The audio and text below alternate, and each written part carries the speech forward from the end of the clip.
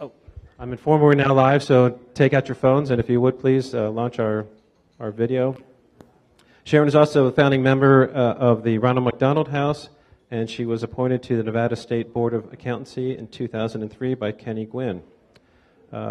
Seated across from Sharon is Jackie Thornhill, who used to work as a U.S. Service firefighter in the Lake Tahoe Basin, and we were talking today. She's quite happy she's not up there right now because she'd be quite busy. She also worked at Harrah's Lake Tahoe in the bingo room when Bill Harrah was still alive and frequented the property. And she saw Elvis Presley's last concert at the Sahara Hotel. So the song today was exceptionally appropriate. Finally, at the table is Kevin Hernandez, and he is going to be introduced more formally by Annie at a later point in time. I'd like to thank the Rotarians who helped us today. We had Anna Orleana for setup. Greeters were Chan Lam and Jamel. Tickets are John and Jemmy and Marie Walsh. The invocation was Michael Gordon. The song leader is Jaime Goldsmith. The sergeant at arms is, we had a switch, that's Michael Cudiamat. Our photographer is Jim Tucker. And tear down will be determined. Both those Rotarians are absent. Today is the first day of the month, so if we could take the microphone to the birthday table, please.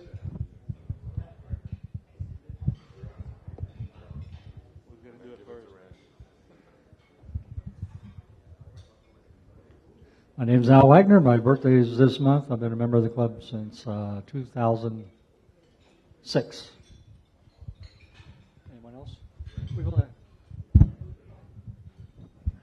My name is Randy Frost, Classification Education. Been a member for 1 year here, 40 years at the Rotary Club of Reno, which is 102 years old.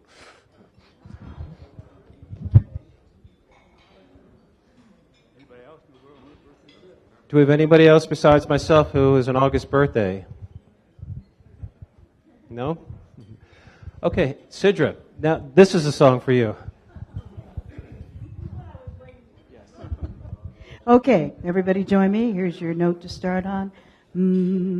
Happy birthday to you. Happy birthday to you. Happy birthday, dear Rotarians. Happy birthday to you.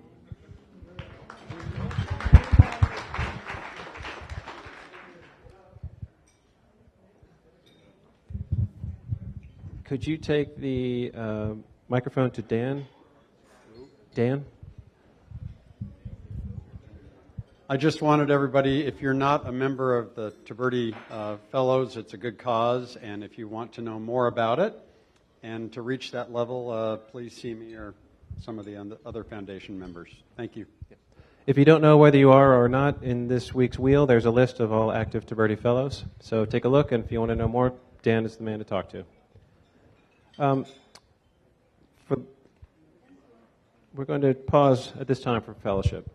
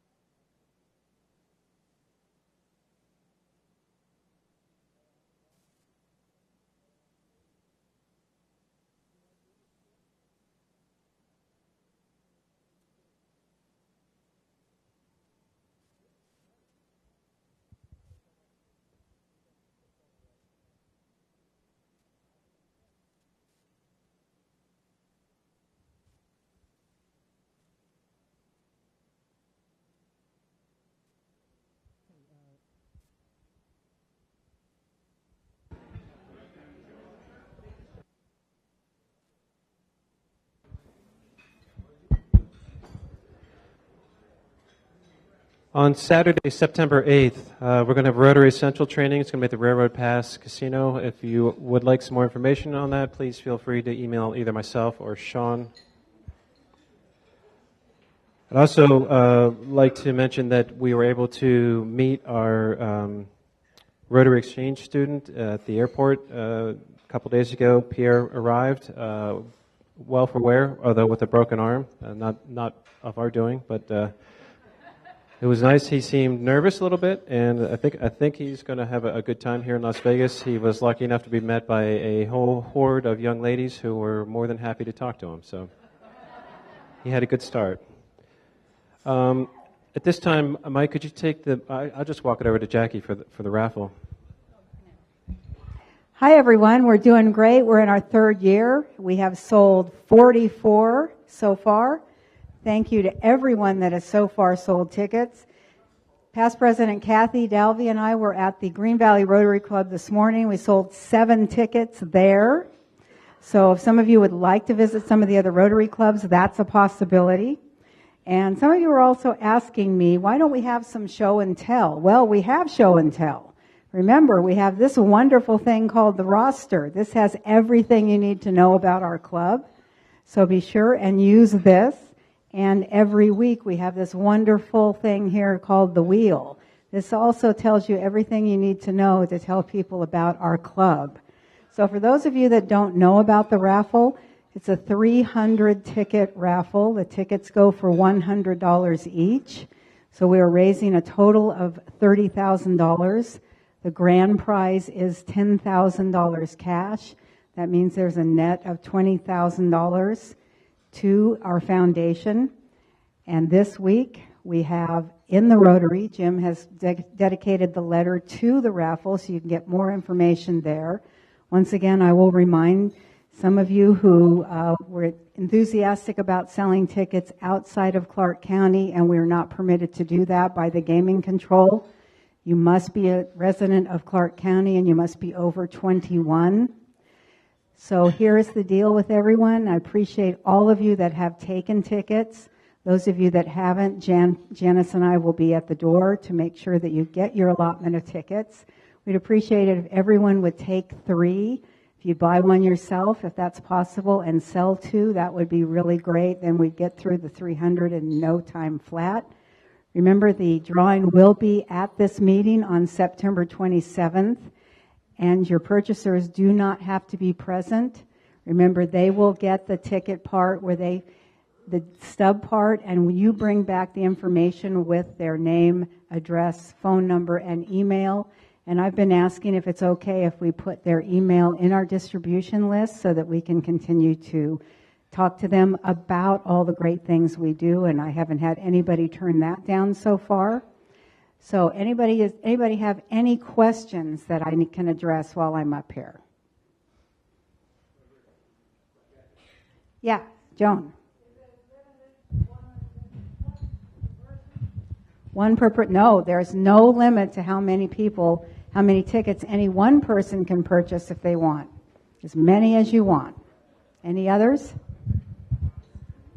I just have a general comment. Something that happened to me when I sold a ticket last week is the person that bought the ticket said, I do want to support your raffle, and if I win, I'm donating it back to the Rotary Foundation. So that in itself, they don't have to pay taxes on it. So if you have somebody that maybe is not into gaming, then if they want to make a $100 contribution, then that can go back to the foundation.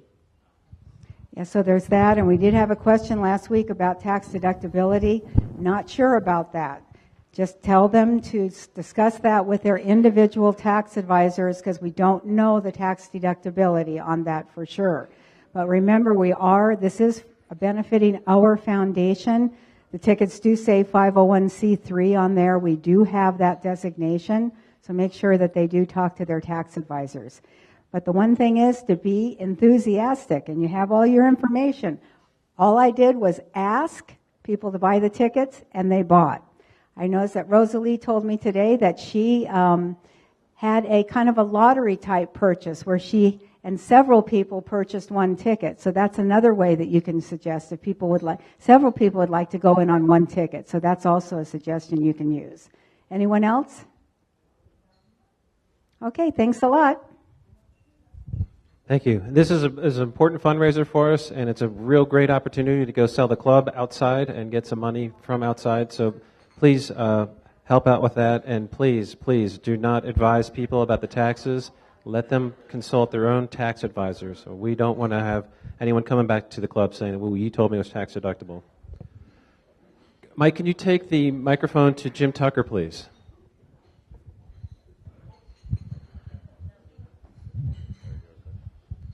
Hey guys, you're going to keep hearing from me for another few weeks, maybe one.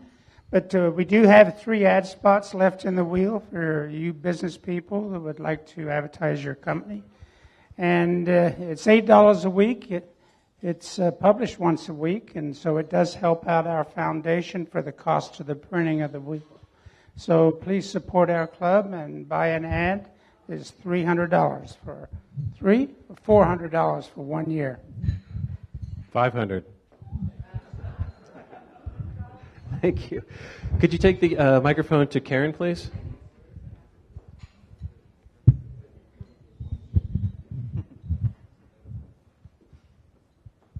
Just a short announcement. I'm still looking for host families for the night of September 7th. We have a group coming in from the Ukraine, and they're here for 1 day before they go to Kingman. It's part of the Open World program.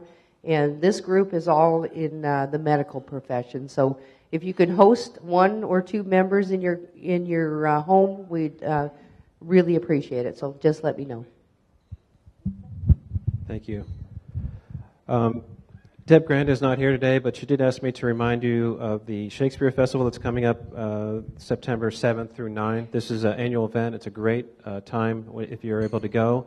And the productions of the plays are fantastic. And this is also a great place to ask someone, a friend, to come and join you, just so they can see what we do as a Rotary Club, that we don't just meet for lunch and we don't just do projects, but we get together and socialize. So great opportunity. Another one that's coming up is Wine to Water, and that's another great time to bring a prospective member to the club to an event to let them see what Rotary is all about.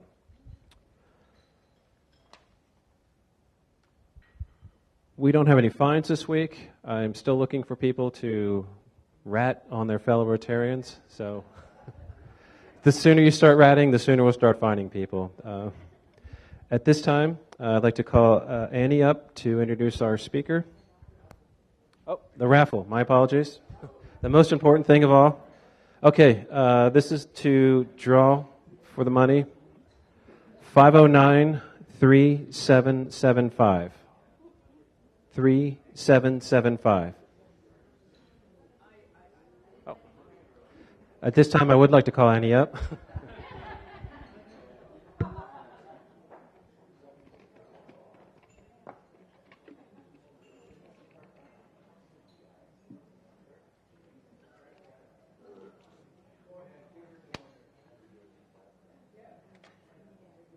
Shuffle.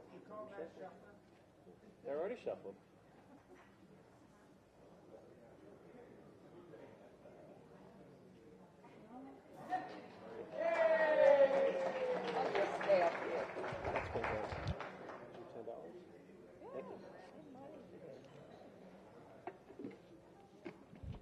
Okay, for the Lowry's box, 509-3777.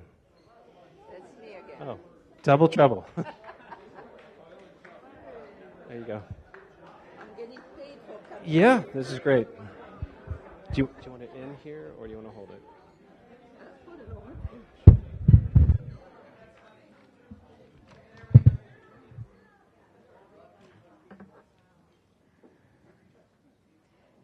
It is my great pleasure to introduce my new best friend, Kevin Hernandez. Kevin is an identity theft attorney licensed in Nevada and in California. He is a Las Vegas native, born here in Las Vegas. He received his bachelor degree at UNLV and Juris Doctorate from California Law School in San Diego. Kevin is a super lawyer. I'd like to think of him as a super lawyer, but he really is. He was named to the Mountain State Super Lawyers in 2016, 2017, and 2018. Ladies and gentlemen, Kevin Hernandez.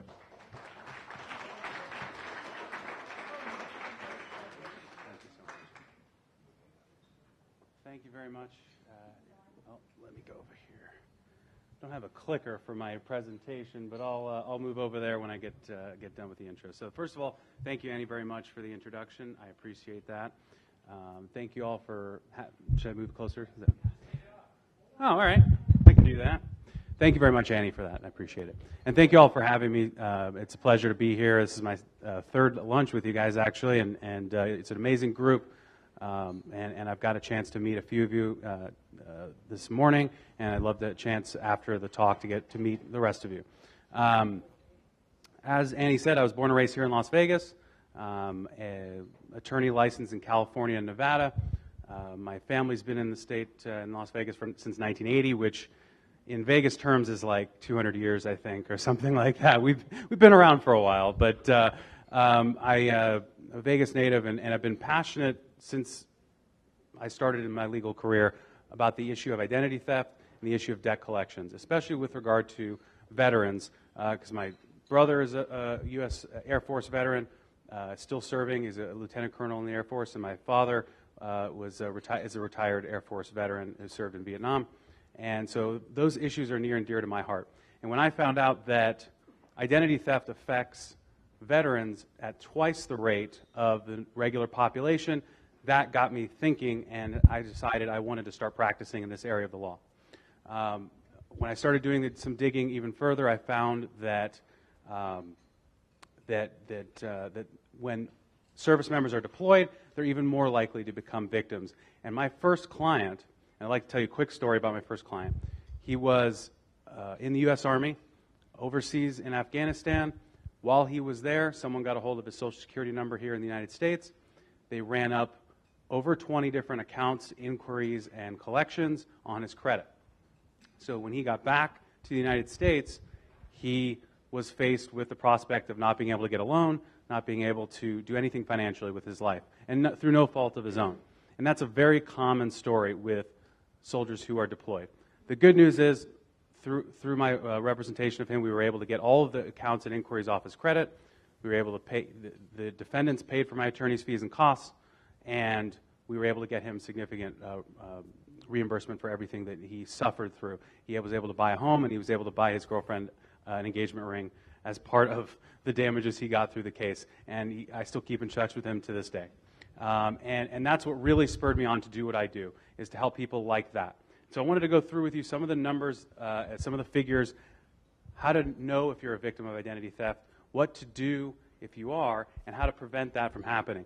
And of course, I'll leave some time at the end for questions and answers, because I'm sure people will have those. So I just want to get in the way of the presentation here, but I don't have a clicker. So I want to go through some of the facts and figures with you real fast. According to the Department of Justice, 17.6 million Americans were victims of identity theft in 2014. That number slightly reduced in 2017 to 16.7 million. And that comes with a big asterisk, because as everyone knows, the Equifax data breach happened last year. That's going to jump those numbers up significantly. That affected almost 150 million people, which is over half of the country who has a credit report. Because obviously we have about 300 or so million people in the U.S., but a lot of those people don't have credit reports, children and things like that. So it's a huge issue. And as I said, according to the FTC, active duty military, twice as likely to fall victim to identity theft than the general public. But it's still a very serious issue for a lot of Americans. So I want to talk quickly about the data breach. It affected 145 to 150 million. The numbers are changing. It's one of the worst data breaches in U.S. history. The hackers seized names, social security numbers, birth dates, addresses, driver's licenses.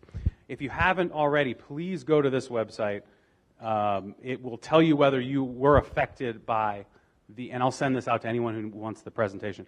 it will tell you whether or not you've been affected by the data breach, and that's good information to know because you're obviously at a higher risk of being a victim. Just because you're part of the group of 150 million doesn't mean necessarily that someone has used your information, but it means you're at a much higher likelihood than the regular general public. So I wanted to talk about fraud alert versus a credit freeze. This is the first step I tell any of my clients who have a red flag of identity theft. They ask me what to do. I say, you need to put a fraud alert or a credit freeze on your credit right away. There's a difference between the two. One, fraud alert is a little less serious than a credit freeze.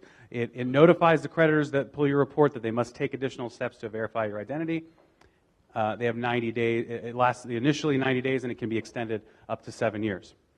A credit freeze actually locks your credit down, meaning that no one can access your credit. You can't open any new accounts. You're given a PIN number if you want to reopen your account and your credit. So it's obviously the more extreme of the two examples, and depending on the client's needs, if they're looking to open up accounts in the near future, we'd want to do a fraud alert, but we want to do one of these two, because this is the first step in sort of stopping the bleeding of a new accounts being opened under your name. It won't stop existing fraud on cards, but it will stop new accounts from being opened under your name without your permission. So the next thing I tell any client who I speak with is to monitor your credit report. Now I want to take a quick poll of the audience. How many people here have pulled or looked at their credit report this year? Oh, wow. That's really good. You guys are like an exceptional group then, I'm guessing. Because normally it's like 3 or 4 people sparsely populated throughout the group. So congratulations, you're doing better than most of the country. Most people do not pull their credit reports. Most people only look at their credit when it's too late, when they're applying for a loan or when they're at the bank, doing the application process, and then they say, "Oh man, I've got all this identity theft." So that's great that you guys are doing that. Another quick poll: how many people here have been a victim of identity theft? So that's about average for what I see for a group this size, and that shows you the numbers that we're dealing with. Even with people like yourselves who pull your credit, obviously regularly, and who monitor these things, it's still an issue. So go to annualcreditreport.com. That is your official 3-bureau credit report. It's not a third-party website that compiles the information. It's actually getting it directly from the bureaus, Equifax, Experian, and TransUnion. You can get that once every 12 months. So, even if you have a site like Credit Karma or something like that, you want to go to annualcreditreport.com at least once every 12 months, because that's what creditors will see when they pull your credit when you're applying for a loan. They will see what's on that website. So that's the next thing I tell all my clients is at least once every 12 months go to annualcreditreport.com, but in addition to that, have some sort of monitoring, either through Credit Karma or Credit Sesame is another one. There's plenty of sites out there that are legitimate that you can monitor your credit for either free or for very little money. And by the way, if anyone has any questions throughout, I'm happy to answer them, and then we'll do like 5 or 10 minutes at the end. So please feel free to interrupt if you'd like. So I wanted to go over some of the red flags of identity theft so you guys can become aware of it. Look out for these red flags. Some of them are a little more obvious than others, but I still want to point them out to you. Unexplained collections or accounts on your credit. That's a huge red flag. And again, because this group is pretty in tune with their credit, it shouldn't be a problem. But if you see a collection on your credit or an account that you don't recognize, obviously that's a huge red flag that something's going on. But another thing that I tell clients is don't just look at the accounts on your credit report. You also want to look at the inquiries. And what inquiries are little notations on your credit that show someone applied for a loan.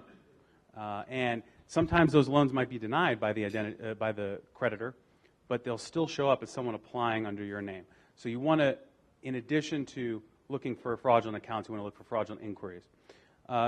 Credit denials, receiving random bills or calls for debts that you don't owe, notices from the IRS. These are all huge red flags that something has gone wrong. It doesn't mean 100% that you're a victim, again, but it does mean something is going on that you need to take a look at and examine further. So, and I don't want to scare anyone, obviously, but most of this information is going to be kind of scary. But this is how identity thieves use your information. They can access your bank account and steal your money. That's happening right now to a client of mine who has lost a little over $200,000 out of his various accounts through an identity thief hacking into his accounts and stealing his money. So that is a huge issue. Obviously, they can run up charges on existing cards, credit cards and things like that, open utility accounts, seize your tax refund. They can apply for benefits under your name. This isn't an exhaustive list, but it's certainly representative of some of the more alarming issues that can happen with identity theft. So what are the results? What happens to people who have identity theft? Denials of credit, losing your credit rating, lawsuits, denial of driver's license because they change your address in the records, wage garnishment, things like that. So really scary stuff that can happen if you're a victim of identity theft. And a lot of people who don't monitor their credit, who aren't in tune with what's going on in their bank accounts, who don't pull their statements regularly, they don't see these red flags until it's too late. So that's why I like to point these out so that people know these are some of the serious outcomes that can occur. So I'm not an expert in tech, but I wanted to give you guys a real quick overview of the two types of identity theft. There's high tech, and then there's low tech. Low tech's been around for a long time. High tech is becoming more and more important in the news. Skimming, recently there was a huge skimming scam that happened here with gas station kiosks, where they remove the electronic data from your magnetic strip on your card. They place that information on another card, and then they use that card as though it were theirs. The way around skimming that I tell all my clients is if you're going to use a kiosk or if you're going to use a public ATM, well, don't use public ATMs, but if you're going to have to use a kiosk for gas, use a credit card. And the reason is you're using not your own money, but the bank's or the lender's money. So if someone steals the information off your Amex card, you'll have to go through a process to get that fixed, but they're not taking money directly out of your account if someone skims that card. If someone skims your debit card that you use at a kiosk, they're taking money directly out of your account, and that could take months, if not years sometimes, to get returned to you. So if you have to use a kiosk, you're in a rush, you don't want to go inside, use your credit card as opposed to a debit card. Data breaches are huge, and they've been in the news, as I discussed with Equifax. It seems like every week there's another data breach that happened. They just had one that occurred with some big retailers. There was one with Target very recently. There was one, speaking of veterans, with the Office of Personnel Management, where a lot of veterans' security clearance information was taken. So data breaches happen. There's not a lot you can do about a data breach. If you made a purchase at Target, you can't stop that data from being taken from Target. All you can do is, as I've said, monitor things and be alert and be aware. Watch the news for these stories to come down. If you see a news story about Target and you went shopping there in that time period, you got to take action because sometimes you won't get a notice in the mail, and so you want to be proactive. Phishing sounds really fun and nice, but it's not at all. Actually, it's really terrible. Identity thieves send emails to you that look legitimate, and they include a link.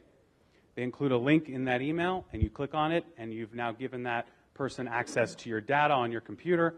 A lot of it's called spear phishing, I think is another name for it. It happened to Hillary Clinton's campaign, if you recall, back in 2016.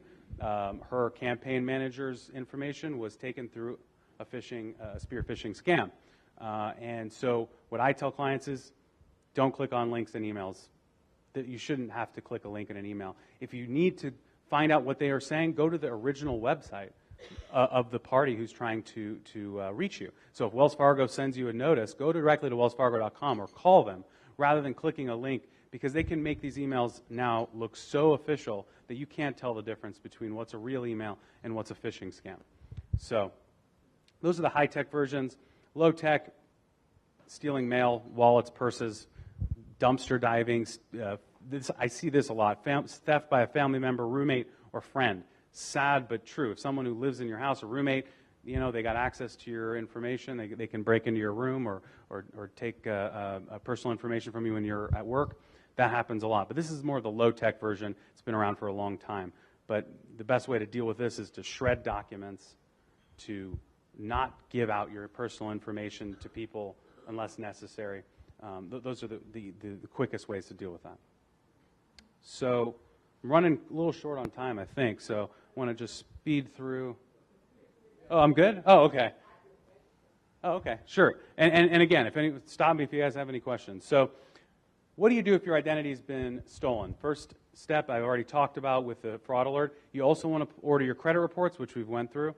You want to go through those reports in a detailed fashion. You want to go through every single piece of information and list any fraudulent information in writing. Here's a step that people miss every time. You also have to get an identity theft report with the FTC. It's a step that's written into the law, and it puts the obligation onto the consumer, but you need to go to the FTC. You can either go to identitytheft.gov, which I need to add that because they just added that website. You can go to identitytheft.gov and submit it online, or you can do a written report to the FTC. Also, you want to get a police report. That's the only way the police are going to know about what happened. They can open an investigation, and it proves to the creditors that you're dealing with, that you're serious about the issue, that you've gone to the authorities and you've reported the matter. And so you're not trying to just get out of a debt by saying it's not yours. This is a legitimate issue. So these two issues these two items are very important. Finally, you want to dispute that item with the credit bureaus. You send in that police report and FTC report to the credit bureaus. They need to investigate that and remove all the fraudulent information within 30 days. It's a quick turnaround, but this is the only way you can get that information off of your report, is by submitting it to the credit bureaus, outlining each fraudulent account, and attaching it and sending it off to the credit bureaus. They have 30 days to investigate it with the creditors. So I wanted to go over quickly litigation under the Fair Credit Reporting Act. This is what I do all day long. If someone submits a dispute to the credit bureaus and they don't fix that information in 30 days, you have a lawsuit against them under the Fair Credit Reporting Act. The good news about that is they have to pay your attorney's fees and costs. Clients don't pay my attorney's fees and costs. They are required, the credit bureaus and the banks, to pay your attorney's fees as part of your damages. The litigation is against both the credit bureaus and against the banks. So they both have an obligation to report accurately what's going on. Meaning, let's say you have a fraudulent account from Bank of America on all three credit bureaus, Equifax, Experian, TransUnion. It is the obligation of all four of those entities to investigate and update your credit every month. And if they don't do it properly, they're liable to you under this law, not just the credit bureaus, because the process it goes through both entities. So what damages are available? As I've discussed, you can get your attorney's fees and costs as part of your damages. Also, statutory damages. That's between $100 and $1,000 per defendant. Doesn't sound like a whole lot, and it isn't. The statute was written back in the 1970s. They have not updated it to today. So, in the 1970s, getting a damage of $1,000 per defendant with inflation was a decent amount, but nowadays it needs to be updated because, that's just simply not in keeping with 2018 inflation. You can also get your actual damages. So I wanted to go through real quick what actual damages are. Loss of creditworthiness. If your score drops, I've had clients who had 150, 200-point credit score drops. That will prevent you from getting any loan under the sun. Increase in interest rates on loans. Decrease in your credit limits. Loan denials. Emotional distress and anguish is an interesting one. I've actually had a case where a client legitimately, and I'll tell you why, experienced emotional distress. She would get a letter every month from a creditor who she applied to telling her she was deceased. And the reason she would get that letter is because someone with her same name and date of birth and last four of her social had died. And they had reported her as being the deceased party. And so this poor woman could not apply and get accepted for any loans. She got letters in the mail all day long telling her, "We're sorry, we can't help you, you're deceased." If she talked to any of these creditors, they would tell her she's dead. And you can imagine, it sounds funny, and it's horrible at the same time, though, because this poor lady, could not do anything with her credit because she was denoted with the credit bureaus as being dead. And that shows you how much power the credit bureaus have over your everyday lives. They can literally cause you to be, quote unquote, dead as far as your finances are concerned. So that's a very serious issue that happens more often than you can imagine. So I wanted to go over quickly some common credit reporting errors that you can, as you pull your credit report, look for and spot. Obviously, identity theft accounts is number one. Same debt reporting twice. This happens very often. And what happens is, let's say you have an account that goes to collections. they cannot report that balance twice. And that happens to a lot of my clients where they had a $1,000 card, it went into collections, now they have $2,000 in delinquency showing up on their credit. That's a common error I see every single day. You can dispute that and get it fixed within 30 days. Bankruptcies showing up after 10 years or negative information showing up after 7 years. Under the law, 7 years from your first missed payment or delinquency, that account has to fall off your credit. So if an account is showing up past 7 years, that's illegal. Debt reporting, derogatory marks reporting, that means missed payments showing up on your account when you didn't miss a payment. That happens often too, where you look at an account, you've been paying every month, you have it on auto pay, and it shows a 30, a 60, a 90, or 120-day late. So that's why it's important to go through these accounts very carefully. I wanted to talk about how to protect your identity. This is more of the preventative stuff that I tell clients ahead of time so that they aren't victims again in the future, or so they can tell their friends and family. Lock up financial documents. Don't carry your Social Security card with you if you don't have to, and most of the time you don't. For veterans, they have their social on their veterans ID cards. Don't carry that around with you. Have new checks mailed to your bank as opposed to mailed to your house. Shred sensitive documents. This is another one I tell a lot of people. It's very important. Opt-out pre-screen. What that is you get those annoying credit card applications in the mail. You can actually opt out of those by going to optoutprescreen.com so that you don't ever receive those. Because the problem with those is if someone gets a hold of your mail, they have a way to apply for loans and credit cards without your knowledge, and they have it already pre-approved and in the mail. So you want to opt out of those unless you really like getting the junk mail in the mail every day. I don't, personally. So this is another one. Be careful about revealing personal information and data, especially over the phone or online. And you really want to know who you're talking to. The IRS is not going to call you. We were just talking about at the table about IRS scam where they call you and pretend to be the IRS agent.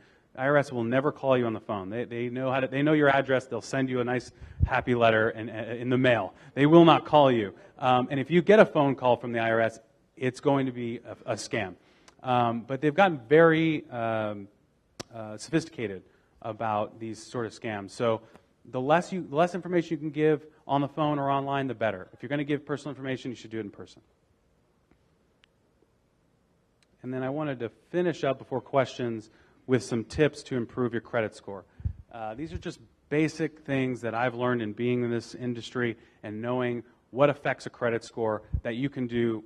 Most of you, given the hands that were raised, are probably already doing these things, but it's good to know. Set up auto pay on your bills. Auto pay will allow you, as you know, to not have to worry about missing payments, not have to worry about forgetting to pay a bill. Monitoring your credit report, we've talked about. Making small purchases each month. A lot of people have credit cards and they just let them sit at a zero balance. They don't use them at all. The problem with that is the bureaus look at your credit management in determining your credit score. So if you're not using your credit card at all, your scores are going to stay stagnant. So you want to make small purchases, and when I say small, I mean like gas or groceries, something like that, so that there's some charge going on your credit and then you pay it down each month. And that will actually help to improve your credit. But you want to have your credit utilization at below 30%. So what that means is, let's say you have a $1,000 credit card. You never want to go over $300 on that card at any point during the month. Once you break over that 30% number, your score is going to start to drop. It doesn't matter if you pay it down later. You want to stay below that 30%, and that's across the board on all credit cards. Avoid collections if you can. Obviously, that will have a lot of damage to your credit. Something that people don't know, though, if you do happen to get in collections, some reason, it happens to everyone. Nevada is the worst in the country as far as collections and identity theft, by the way. But if you do happen to get into collections, you can negotiate settlement in which they will remove it off your credit. A lot of people don't know that they have the ability to do that. You can say, hey, I'll pay you guys right now if you take it off my credit. And they will agree to do it because they want to get the payment. So that's a little tip. If you ever happen to get into collections, you can get it off your credit if you negotiate with them. So I know I kind of breezed through all that, but I wanted to see if anyone had any questions about what I was talking. Yes? Two questions. One, who are these people? Is The people that go after your identity, they're just from all walks of life? All walks of life. I mean, they're foreign nationals, domestic as well. They've found links between a lot of the drug trade and identity thieves, which makes sense. But there's no one specific group that is, doing this. But with the hacking and things like that, we've seen a lot of foreign nationals have been involved with that, especially the spear phishing scams and things like that. But it's across the board, and the victims as well, across the board. Victims range from, people who have millions of dollars to people who are on welfare to children is another big one that I've been seeing a lot, where they take a child's social security number and it's a clear credit report, has nothing on there, and so it affects many people over many walks of life. The other question I have is, how comfortable should I be having like LifeLock? Is it? LifeLock is a great policy. I mean, if you can afford. I mean, some people it's a little bit expensive, but it will do the job, and they do cover you if there are any damages, and certainly it's a good monitoring, and it will provide insurance if you have anything stolen from you. So anything people can do to protect themselves, and I would say LifeLock or Legal Shield are great products to use to avoid that. Yeah, absolutely. Yes, right here. Oh.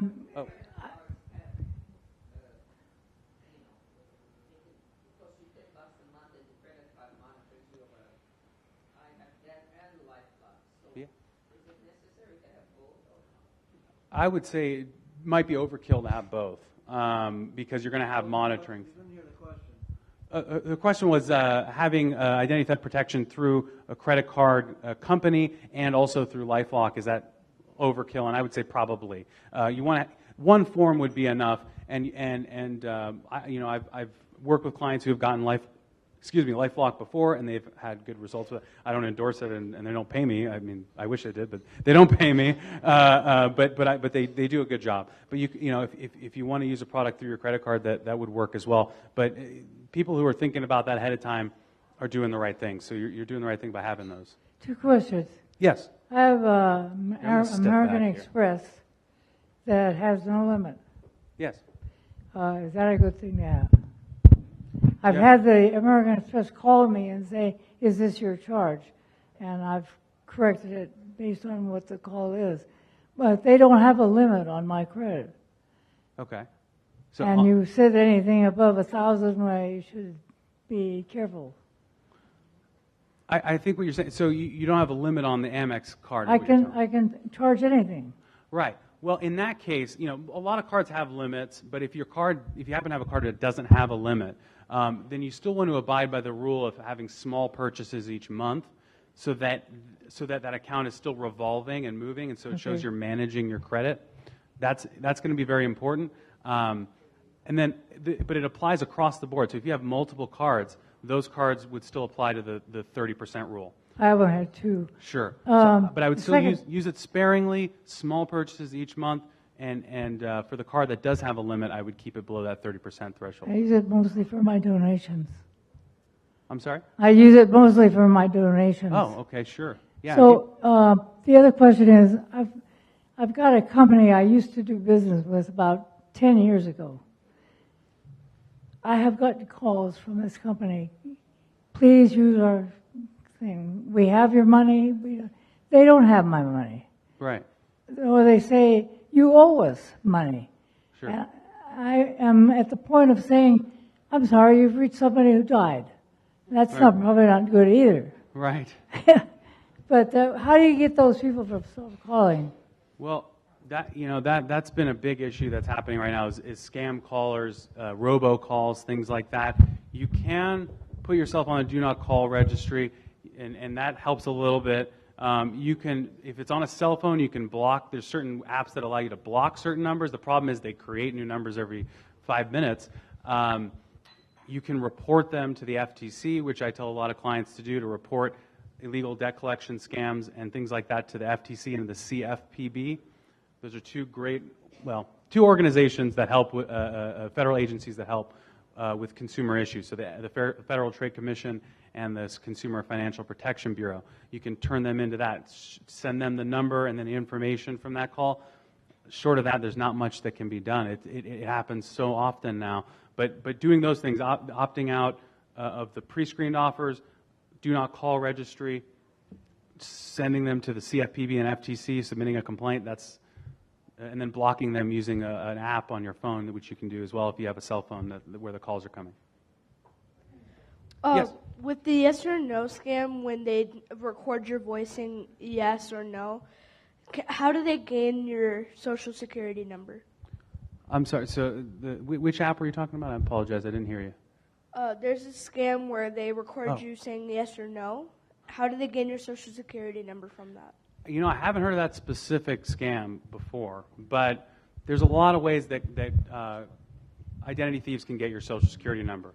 And it doesn't have to be over the phone. They can get it all electronically. If you're connecting to Wi-Fi publicly, if you have documents that you submit in the mail and that are intercepted, if you give your personal information over the phone or through email, there's a lot of ways your social can be taken. I'm not sure about that specific scam, though, but there's so many out there I can't keep up with them, unfortunately. But that sounds like a terrible one. And yes, I think I was supposed. That was the last question, but I'll be here after to answer any other questions if anyone has any. And I really, again, appreciate all your time. And thank you so much again for having me. I appreciate it. Thank you very much. Very timely topic. And as we do with all of our speakers, we'd like to present to you a Share What You Can award. And so in your name, we are going to give a meal to a needy veteran in the Las Vegas Valley. So thank you very much for coming. Thank you. Thank you. Thank you so much. As we leave here today, let us go forward into the world in peace. Be of good courage. Hold fast to that which is good. Render to no one evil for evil. Strengthen the faint-hearted. Support the weak. Help the afflicted. Honor all persons. Love and serve each other. Rejoicing in the fellowship of Rotary. Be people of action. Be the inspiration.